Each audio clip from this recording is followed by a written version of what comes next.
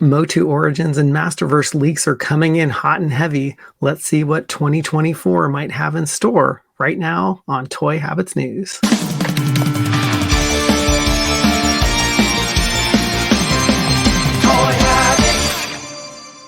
Hey everyone, welcome back to Toy Habits, and we have some leaks and rumors that start to give us a peek into the 2024 Origins and Masterverse line. So let's kick things off with the Origins line, and this info is coming to us via the one and only Mad Hatter Reviews, and he is reporting that we are likely to see Filmation versions of HeMan, Man-at-Arms, Skeletor, and Beastman coming to the Origins line. So let's dive into the Wave 15 MOTU Origins assortment and take a closer look at Beastman. And the Super 7 line made a Filmation style Beastman for their 5.5-inch line. So we are likely to see a figure that looks very similar to this, but with articulation.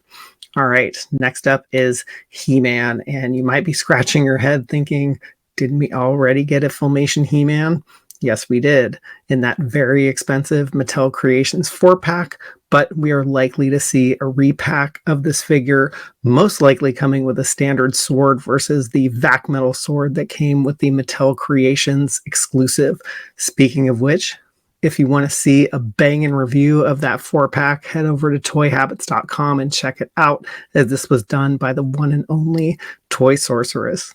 Now, Wave 15 is also rumored to come with a repack of Merman, which is great for collectors that missed out on this figure. Next up, let's dive into the Wave 16 rumors, and let's start with the Filmation version of Skeletor. And Super 7 also made a Filmation version of Skeletor in their 5.5-inch line, and it will be very cool to see how they do his head sculpt, as the Filmation cartoon had a nice yellow bony face for Skelly.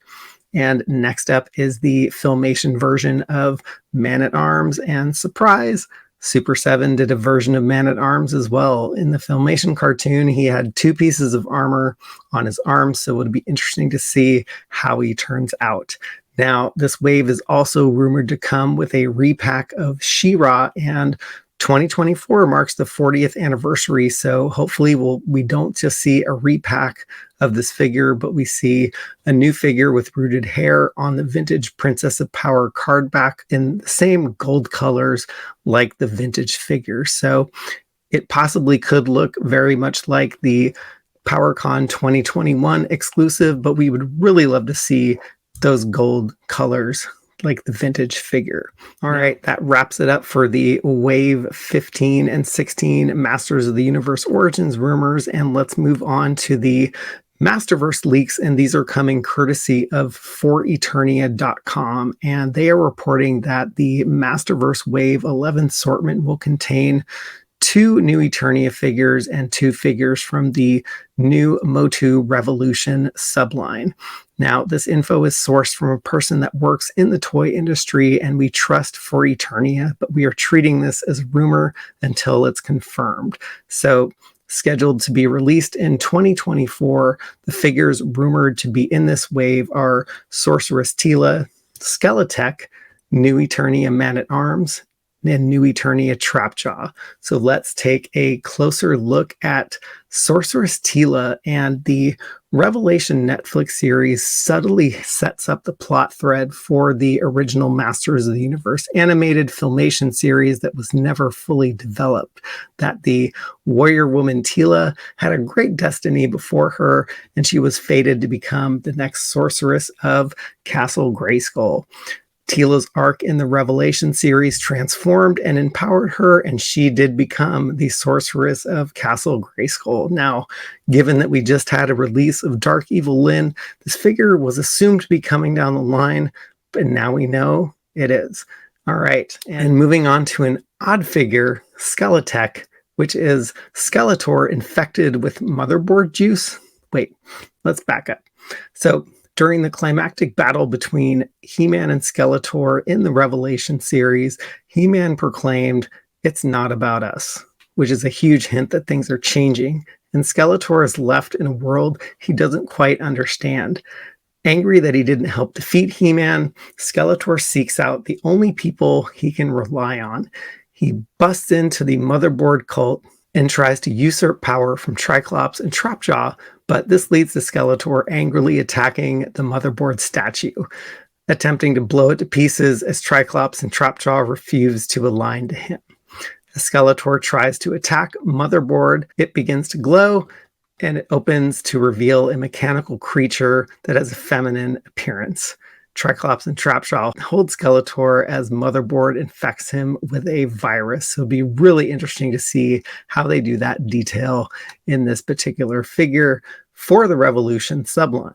Now, moving on to the New Eternia figures, we see Trapjaw, and we've already seen a Masters of the Universe Revelation Deluxe Trapjaw, and it's amazing to see what they might do with a New Eternia version and what that would look like. As the Revelation version looked exactly like the animated series, we feel like a New Eternia version could bring him back to his roots. And here's an early concept of Trapjaw from 1982, who was first called X-Men, that was sourced from the Battle Ram blog. This is an early concept that looks very similar to his mini comic version, and it's always a surprise to see what the New Eternia versions look like. And last but not least, we have New Eternia Man-at-Arms, and as seen in Mark Taylor's B-Sheet design, sourced from the Battle Ram blog, the name for this figure was dubbed Armsman. The concept for his armor added an element of fur or bristles that had hoses and wires coming from it. And interestingly, like Skeletor's original concept for his Havoc staff, this is a mace weapon that was originally supposed to function as a ball and chain, detaching it from the handle to be swung about on a string. And according to the Battle Ram blog, Mark Taylor revealed an early version of the character in his Sketches 1 set of prints that he made available at PowerCon 2018. This character, called Paladin, has the familiar green and orange color scheme and the familiar helmet and face armor, albeit a much more concealing version. His costume is much more primitive looking than the more familiar Man-at-Arms design, but he does have a spiked orange mace at his side and also carries a futuristic rifle. Well, that does it for this Toy Habits Tales from the Rumor Mill. So let us know what you think about these leaks and rumors in the comments below. And thanks for tuning in to this Toy Habits News Brief.